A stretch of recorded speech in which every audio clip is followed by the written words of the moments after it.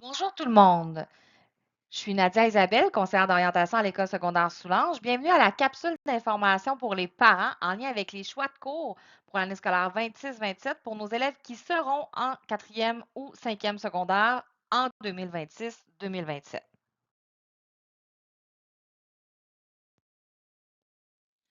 Voici donc le plan de la présentation. On va parler du système scolaire québécois, des conditions pour l'obtention du diplôme d'études secondaires. On va discuter des cours en quatrième et cinquième secondaire, des séquences en mathématiques et en sciences, des cours optionnels en quatrième et cinquième secondaire, le processus de choix de cours, l'admission au cégep, ainsi que les ressources disponibles.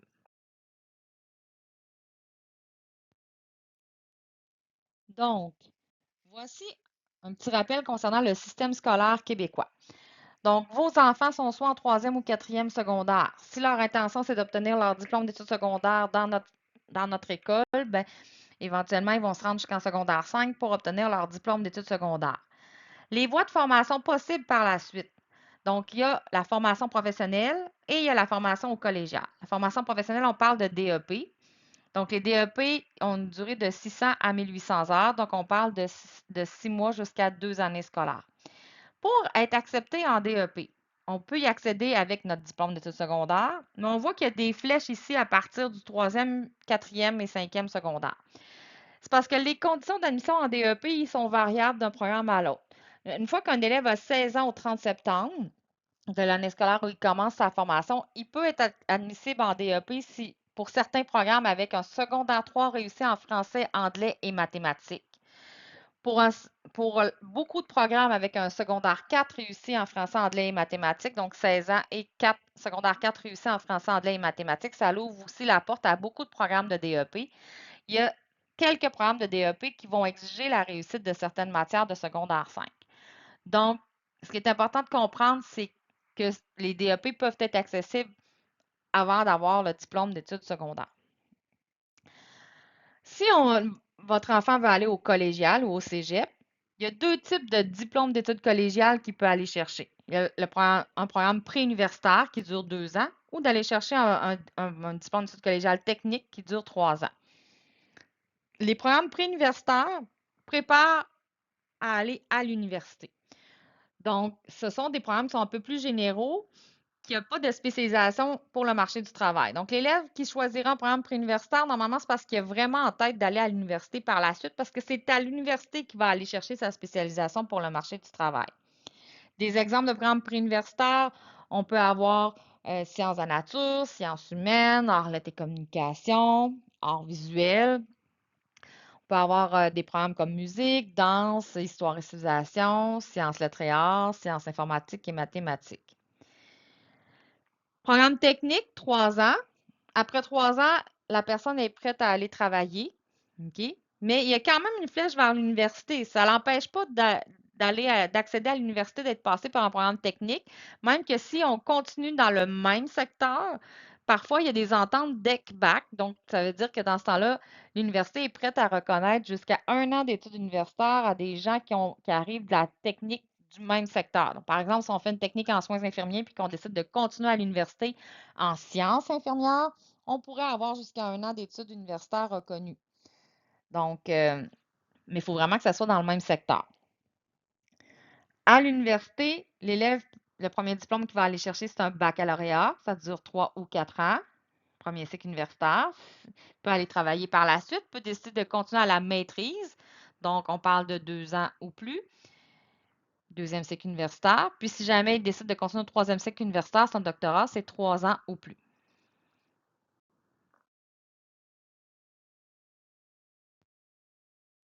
Donc, les conditions pour l'obtenir le diplôme d'études secondaires. Le ministère de l'Éducation a statué que ça prend 54 unités de quatrième et cinquième secondaire, dont au moins 20 unités de cinquième secondaire. Comment on calcule nos unités? En fait, c'est le dernier chiffre de notre code de cours qui détermine le nombre d'unités que vaut chacun des cours que l'élève fait. Euh, En réussissant le cours à la fin de l'année, au sommaire de fin d'année, en ayant 60 et plus, l'élève obtient toutes les unités rattachées à son cours. Puis si jamais il est en échec, ben, il n'obtient aucune des unités rattachées à son cours. Donc, ici, on a des exemples de codes de cours. Par exemple, le code de cours de français, 132 406. Le 4 en bleu nous dit que c'est du français de 4. Le 6 en rouge nous dit que ça vaut 6 unités de quatrième secondaire. Histoire, 085 404. Le 4 en bleu nous dit que c'est de l'histoire de 4 et le 4 en rouge nous dit que ça vaut 4 unités de quatrième secondaire. Et enfin, CCQ, 080 502. Le 5 en bleu nous dit que c'est des unités de cinquième secondaire. Et le 2 en rouge nous dit que ça vaut 2 unités.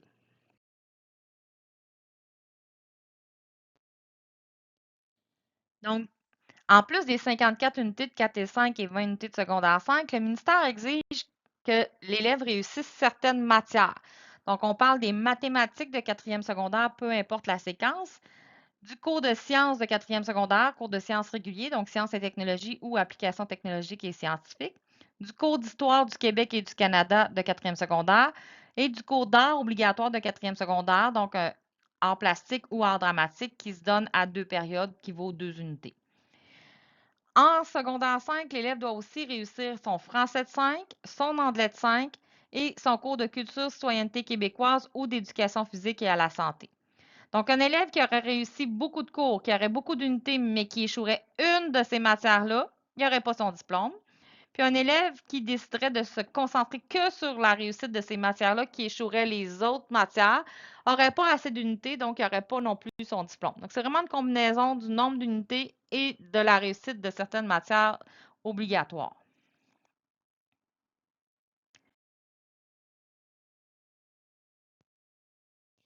Donc, voici les cours qui seront offerts en quatrième secondaire là, pour les élèves en formation générale. Donc, les cours communs, on a du français à 6 périodes, des mathématiques à 6 périodes, qu'on prenne des maths régulières ou enrichies, c'est le même nombre de périodes. De l'anglais à 4 périodes, encore là, que ce soit du régulier ou de l'enrichi, c'est le même nombre de périodes. De l'histoire à 4 périodes. Des sciences et technologies à 6 périodes. Culture et citoyenneté québécoise à 2 périodes. Art à 2 périodes. Éducation physique à 2 périodes. L'élève va avoir à son horaire un cours optionnel à 4 périodes. Les choix sont art dramatique, art plastique, histoire du 20e siècle, biologie, multisport, hockey ou futsal.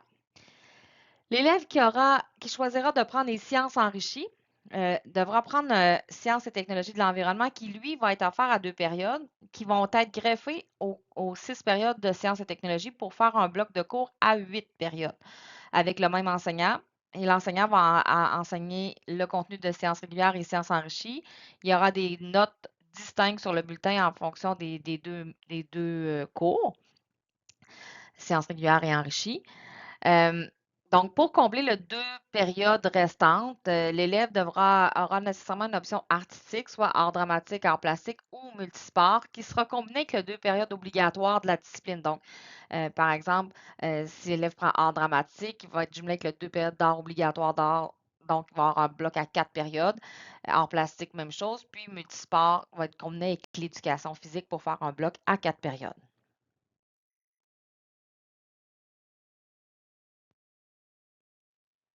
Donc, la voie de formation générale appliquée. Actuellement, les élèves qui sont en troisième secondaire, lorsqu'ils étaient en deuxième secondaire, avaient fait un choix entre la voie de formation générale ou la voie de formation générale appliquée pour le troisième secondaire. La principale différence, c'était le cours de sciences. Donc, ceux qui étaient en formation générale avaient le cours de sciences et technologies et ceux qui avaient choisi la formation générale appliquée ont le cours application technologique et scientifique. Donc, en quatrième secondaire, c'est toujours possible de faire le choix de cours en lien avec la formation générale appliquée et pour avoir le cours d'application technologique et scientifique. Donc, les gens qui choisiraient cette voie de formation-là vont avoir le même nombre de périodes là, pour les autres matières, c'est-à-dire français, maths, anglais, histoire, art, éducation physique et culture et citoyenneté québécoise. Donc, vont avoir le même nombre de périodes par rapport à ceux qui sont en voie de formation générale. Ils vont avoir le cours d'application technologique et scientifique à 6 périodes. Par contre, ils n'auront pas la possibilité de choisir la séquence de sciences enrichies. Ça ne sera pas possible. Puis, leur choix de cours optionnel va être imposé par le ministère de l'Éducation. Ça va être projet personnel d'orientation à 4 périodes. Lors du choix de cours en ligne, ça ne sera pas possible de sélectionner là, en ligne la voie de formation générale appliquée.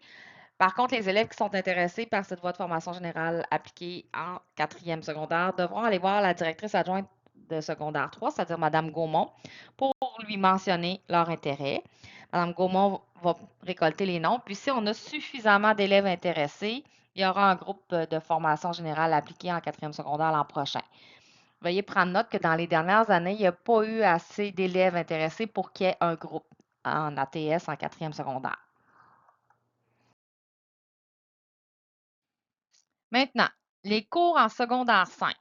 Donc, en secondaire 5, bien, les cours du tronc commun, il y a du français à 6 périodes, des mathématiques à 6 périodes, peu importe qu'on fasse des maths régulières ou enrichies, de l'anglais à 4 périodes, peu importe que ça soit régulier ou enrichi, monde contemporain à 4 périodes, éducation financière à 2 périodes, culture et citoyenneté québécoise à 2 périodes, le cours d'art obligatoire à 2 périodes et éducation physique à 2 périodes. Cours optionnels, par contre. Les élèves de secondaire 5 vont avoir 2 cours optionnels à l'horaire, qui sont à 4 périodes chacun.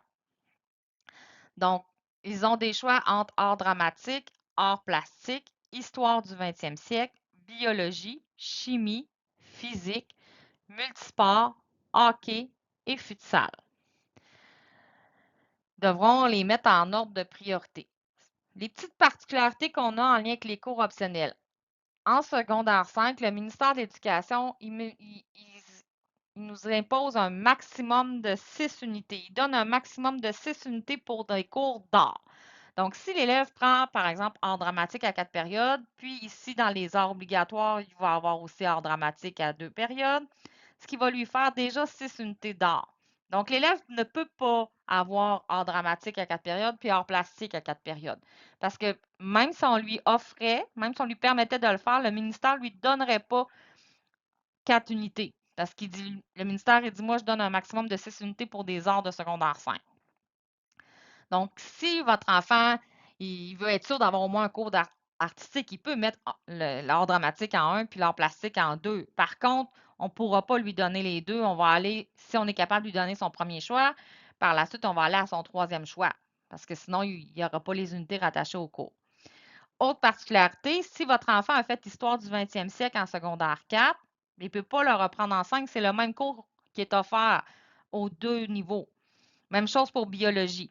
S'il le fait en 4, il ne peut pas reprendre bio en 5. Pour ce qui est de chimie et physique, on va le voir plus tard, mais pour prendre chimie ou physique, il faut avoir réussi sciences régulières et enrichies de quatrième secondaire. Okay? Si on veut prendre les deux, il faut aussi avoir réussi nos maths enrichies de quatrième secondaire, puis prendre des maths enrichies de cinquième secondaire. Donc, ça, c'est pour les particularités des cours optionnels de cinquième secondaire.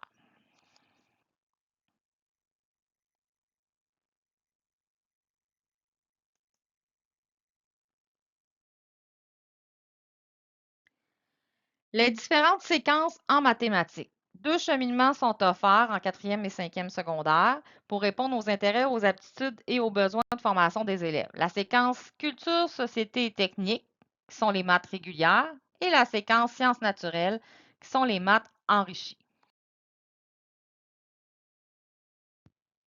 La séquence culture, société et technique s'adresse à l'élève qui est une personne qui veut comprendre les mathématiques appliquées à la vie courante puis qui a un intérêt pour les causes sociales. La séquence s'adresse aux élèves qui aiment concevoir des activités, élaborer des projets, interpréter des données ou coopérer à leur réalisation, utiliser des concepts mathématiques de façon concrète, appliqués à la vie de tous les jours. Cette séquence permet aux élèves de poursuivre leurs études en sciences humaines au cégep dans les profils qui sont sans mathématiques, c'est-à-dire individus, monde et sport. Les programmes d'art, lettres et communication au cégep ou d'art visuel, musique, danse, histoire et civilisation.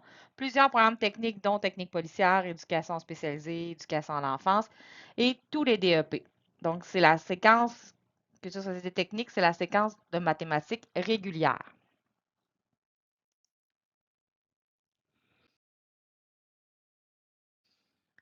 La séquence sciences naturelles, c'est une séquence qui est enrichie. S'adresse à l'élève qui est une personne observatrice et méthodique qui a un esprit critique.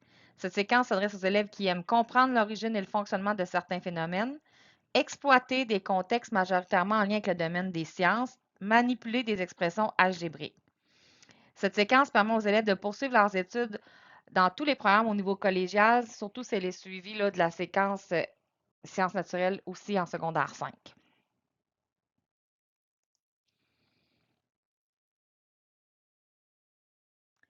Les normes pour le choix de séquence en mathématiques, donc pour nos élèves de troisième secondaire, euh, on- la direction regarde les résultats là, de fin d'année, le sommaire de fin d'année là, pour les 3 étapes là, en mathématiques. Donc, ce qui est recommandé, c'est si l'élève termine avec 75 et plus, on va respecter son choix de séquence. Si l'élève a terminé l'année entre 70 et 74, l'élève pourrait choisir les maths enrichies, donc la séquence SN, mais on va aller voir la recommandation de son enseignant. Si l'élève termine l'année avec un sommaire entre 60 et 69, ce qui est recommandé, c'est de continuer en maths régulières en secondaire 4, donc prendre les maths CST. Puis si jamais il est en échec, 59 et moins, normalement, c'est la reprise des mathématiques de troisième secondaire l'an prochain, à moins que l'élève suive un cours d'été. C'est sûr que généralement, si l'élève doit suivre un cours d'été, on recommande qu'il continue en maths régulières en quatrième secondaire.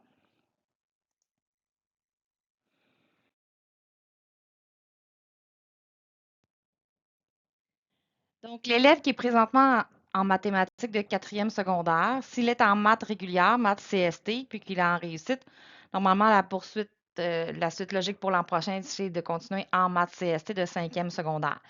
Par contre, cet élève-là qui voudrait faire des maths enrichies pourrait demander de faire des maths enrichies de quatrième secondaire pendant qu'il complète son cinquième secondaire.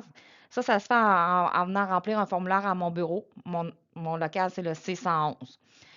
L'élève qui est présentement en SN, donc maths enrichi en réussite, la suite logique, c'est de poursuivre en SN en cinquième secondaire. Par contre, si l'élève veut aller vers la séquence régulière de cinquième secondaire, la séquence CST, peut aussi venir remplir un formulaire à mon bureau pour demander là, un changement de séquence. Si jamais un élève est en échec en mathématiques de quatrième secondaire, sur, une fois qu'on reçoit le résultat ministériel début juillet, bien, la première étape, c'est d'essayer de faire l'examen de reprise, qui est à l'été, l'examen ministériel. C'est sûr que l'élève pourrait faire un cours d'été pour s'aider à reviser avant de faire l'examen de reprise. Euh, Généralement, il n'est pas obligé, donc il peut se présenter à l'examen de reprise sans nécessairement avoir fait de cours d'été.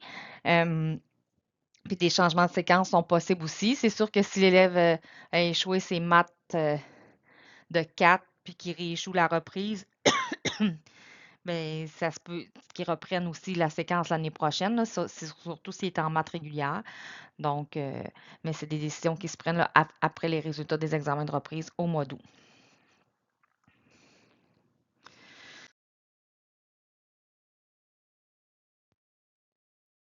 OK. Sur cette diapositive, vous avez la vision là, sur 3 ans au deuxième cycle du secondaire du cheminement en mathématiques.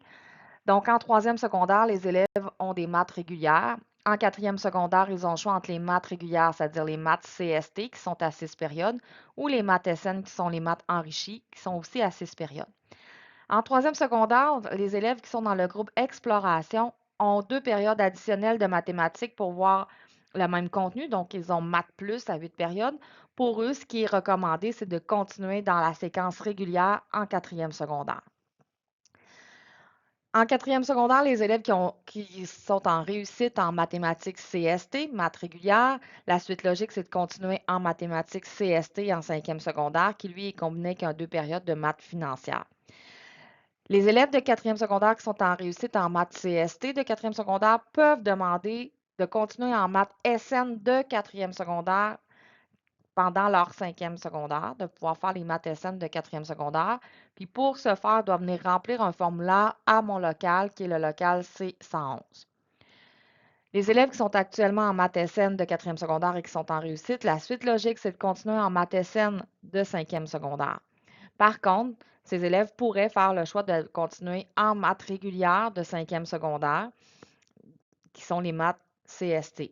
Donc, il y a des élèves qui font ce choix-là parce que ce qu'ils veulent faire au cégep demande des maths enrichies de 4 et non de 5. Donc, c'est vraiment libre à eux. Au niveau des sciences, bon, entre secondaire 3, les élèves font sciences et technologies, ST ou ATS, application technologique et scientifique. En secondaire 4, ils ont le choix entre ATS ou ST ou ST plus STE. Donc, ATS, c'est application technologique et scientifique. Par contre, ce parcours-là, les élèves ont l'option projet personnel d'orientation qui est imposée. Donc, les élèves qui voudraient choisir ce parcours-là doivent rencontrer la directrice adjointe de secondaire 3 pour l'en informer. Ça ne sera pas possible de le choisir lors des choix de cours en ligne. ST, c'est sciences régulières, sciences et technologies. Puis, les gens qui veulent faire des sciences enrichies doivent prendre le bloc ST plus STE, sciences et technologies plus sciences et technologies de l'environnement, qui va se donner à 8 périodes, 8 unités, tandis que les sciences régulières sont à 6 périodes, ST est à 4 unités. Si on veut prendre des sciences enrichies, donc le bloc ST plus STE, il faut être aussi en maths SN de 4e secondaire. OK? Les élèves qui veulent prendre chimie ou physique en secondaire 5 doivent avoir réussi ST plus STE en 4. Si on veut prendre chimie et physique en 5e secondaire, il faut aussi avoir réussi nos maths sciences naturelles de 4e secondaire et continuer en maths sciences naturelles de 5e secondaire. Si un élève est en secondaire 4 en sciences et technologies présentement, puis qui aimerait prendre chimie ou physique l'an prochain, il y a une possibilité de cours d'été pour aller chercher le volet sciences et technologies de l'environnement. C'est important qu'ils viennent me rencontrer, ces élèves-là, pour qu'on regarde les endroits qui donnent les cours d'été complets de sciences enrichies et non un cours de rattrapage parce qu'ils n'ont pas vu la matière. Certains endroits commencent des cours d'été. Il y a certaines écoles qui ont des cours d'été qui commencent en avril. Il y en a d'autres que ça se donne l'été aussi, là, de façon intensive. Donc, que ces élèves-là viennent me rencontrer à mon bureau, qu'on regarde ça.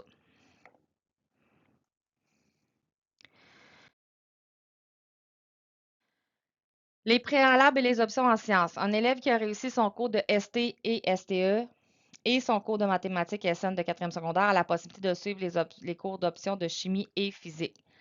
N'oubliez pas que ces cours sont des préalables pour certains programmes au cégep. Exemple, si votre enfant va aller en sciences de la nature, il a besoin de chimie et physique, analyse biomédicale, inhalothérapie ou génie mécanique. Là, des fois, ils ont besoin de un ou l'autre, mais c'est des exemples de programmes qui ont besoin de chimie ou physique ou parfois les deux. Possibilité exceptionnelle de cours d'été en STE, venir me rencontrer, venir voir la conseillère d'orientation, c'est-à-dire moi, rapidement.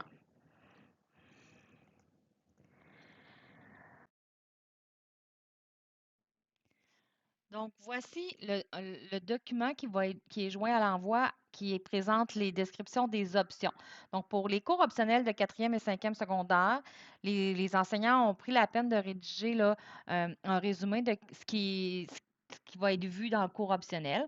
Donc, on a une description pour art plastique, art dramatique, histoire du 20e siècle, sciences et technologies de l'environnement, qui est le cours de sciences enrichies de secondaire 4, le volet enrichi, biologie, chimie qui est une option offerte en secondaire 5 et physique qui est une option offerte en secondaire 5.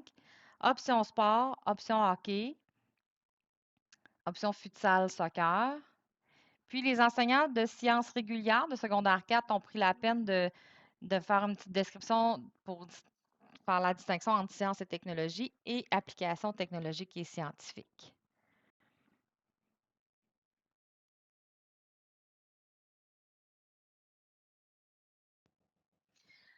Donc, le choix de cours se fera par Internet à compter du vendredi 27 février, qui est le vendredi qui précède la relâche, et ce jusqu'au 16 mars. Vous recevrez la procédure par courriel. Ce qui est important de comprendre, c'est que c'est important d'avoir fait la réinscription de votre enfant avant le 26 février pour pouvoir par la suite procéder à son choix de cours. Donc, procéder à la réinscription si ce n'est pas encore fait. Choisir le cours d'anglais en secondaire 4. Choisir si on prend d'anglais régulier ou enrichi. On n'a pas à faire ce choix en secondaire 5. Choisir la séquence de mathématiques. Choisir le parcours en sciences en secondaire 4, ST ou ST plus STE. Numéroter en ordre de préférence les choix de cours pour le choix d'art obligatoire. Donc, le premier et le deuxième, art plastique ou art dramatique. Puis numéroter en ordre de préférence les choix de cours pour le ou les cours optionnels. Donc, il faut vraiment y aller de 1 à 7, de 1 à 8, dépendant du nombre de choix que vous avez, mais vraiment toutes les mettre en ordre de préférence, parce que ça peut arriver que s'il n'y a pas assez d'élèves qui ont choisi une option, que la direction doive aller au choix suivant. Donc, c'est pour ça que c'est important là, vraiment de faire l'ordre de priorité.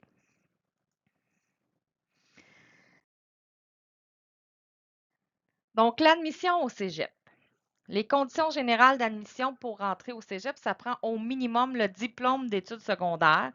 Et ça le prend même pour le programme transitoire qui s'appelle Tremplin DEC. Puis, chaque programme au cégep peut avoir aussi des préalables spécifiques, comme des maths enrichies de 4 ou de 5, des sciences enrichies de 4, ou de la chimie ou de la physique de 5 ou les deux. Peut avoir aussi des programmes qui nécessitent la réussite de tests d'admission, qu'on doit aller en audition, que ce soit en théâtre ou en musique. On peut avoir à soumettre des portfolios aussi. Fait que ça varie en fonction du programme. C'est important d'aller valider sur le site Internet du Cégep, là, voir c'est quoi les conditions particulières du programme dans lequel l'élève veut faire sa demande.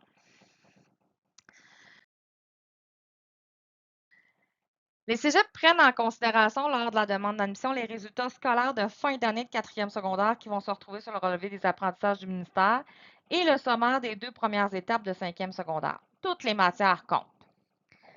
Les cégeps nous transmettent parfois des moyennes générales au conseil d'orientation des dernières personnes qui ont été admises. Il faut comprendre que ça fluctue d'une année à l'autre en fonction du nombre de places qu'ils ont versus le nombre de demandes qu'ils reçoivent. Puis quand ils nous en transmettent pour tous leurs programmes préuniversitaires, techniques et même en tremplin DEC. Ça peut arriver que même en tremplin DEC, il y ait des gens qui soient refusés. Donc, c'est important de comprendre ça.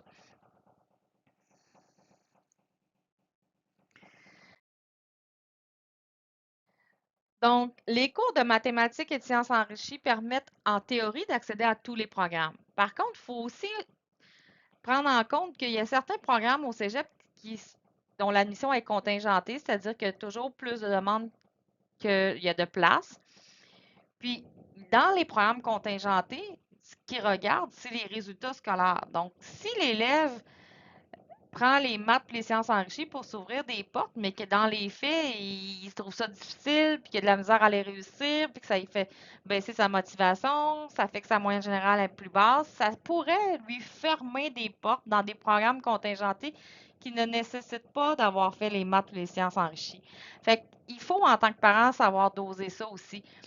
Essayer de voir avec son enfant c'est quoi ses intérêts. Est-ce que la plupart des choses qui l'intéressent ne demandent pas de parcours enrichi ou s'il y a des choses qui l'intéressent qui l'en demandent, là, c'est sûr que c'est nécessaire de les prendre, mais si jamais tout ce qui l'intéresse ne semble pas le prendre, puis que c'est pas un enfant qui aime ça, les maths puis les sciences, puis qu'il y a de la facilité là-dedans, ben peut-être que ça serait mieux pour lui qu'il prenne du régulier, mais qu'il ait des meilleurs résultats là-dedans, surtout si il pense aller dans des programmes qu'on sait que des fois, c'est pas facile de rentrer.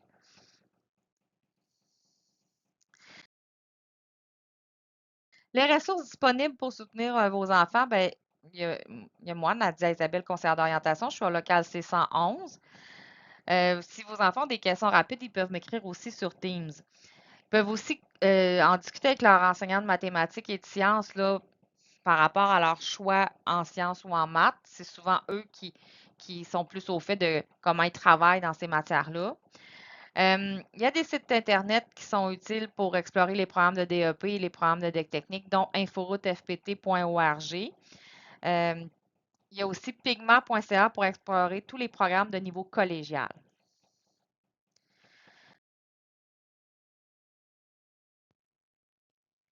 Donc, une autre ressource utile là, pour les élèves pour explorer les professions ou les formations, c'est Repère. Repère, c'est une banque en information scolaire et professionnelle. Euh, Chaque élève est abonné. Pour se connecter de la maison, il faut se rendre à l'adresse repère.qc.ca. Il faut sélectionner notre région, qui est la Montérégie, le détenteur d'abonnement, qui est le Centre de services scolaires des Trois-Lacs. Il faut entrer notre code d'accès. Chaque élève, c'est son début d'adresse courriel du centre de services scolaires, donc ce qui est devant le A commercial. Puis le mot de passe, c'est le même mot de passe que pour aller sur Teams. À la diapo suivante, vous allez avoir là, vraiment, ça ressemble à quoi, comment on fait pour rentrer, puis ça ressemble à quoi une fois qu'on est entré.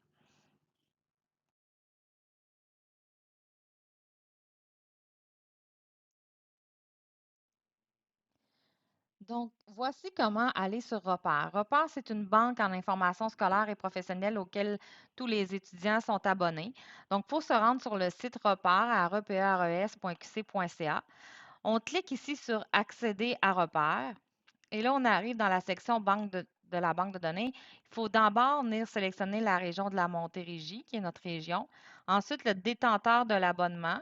Donc, c'est le centre de service scolaire des Trois-Lacs. Ensuite, l'élève doit entrer son code d'accès qui est son identifiant.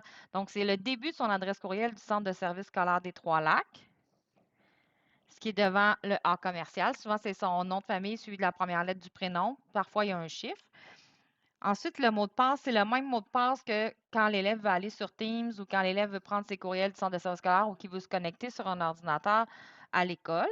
Donc, il entre son mot de passe.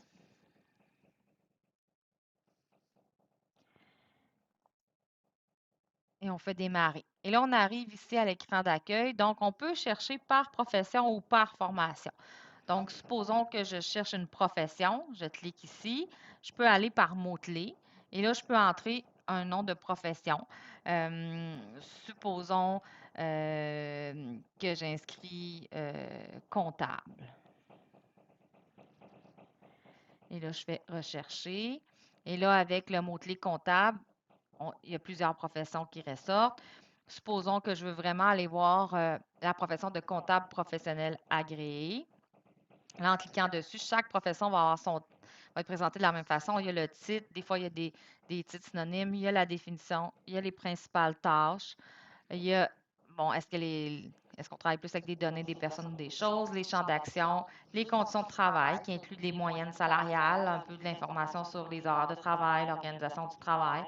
Par la suite, il y a les caractéristiques personnelles, intérêts, traits de personnalité, aptitudes, les capacités physiques et la section formation. Donc là, on voit que si on veut devenir comptable, on peut passer par, c'est une formation universitaire, puis on peut passer par différents programmes, toujours liés à soit à l'administration ou comptabilité. Et là, il donne des précisions sur les voies d'accès pour aller chercher le titre, peut être membre de l'ordre professionnel par la suite. Donc, quand c'est un programme universitaire, premier cycle, si je clique sur, par exemple, administration des affaires, comptabilité, là, on va avoir chaque université qui a des programmes dans ça. Donc là, si je veux savoir en particulier pour cette université-là, qu'est-ce que ça prend pour entrer dans ce bac-là, je clique ici et je peux venir voir dans conditions d'admission. Donc là, je vais pouvoir voir c'est quoi les exigences pour entrer dans ce programme-là. Et de là, aller voir après peut-être sur Pigma pour voir dans les programmes de cégep que ça demande, bien, qu'est-ce que ça prend au secondaire. Donc, ça, c'est le fonctionnement de repère. Quand on est dans une formation, bon, on peut aller voir là, effectivement les objectifs et tout ça, les professions liées. Donc, on peut partir, nos recherches peuvent débuter via un programme de formation ou via une profession. Donc, c'est comme ça que fonctionne repère.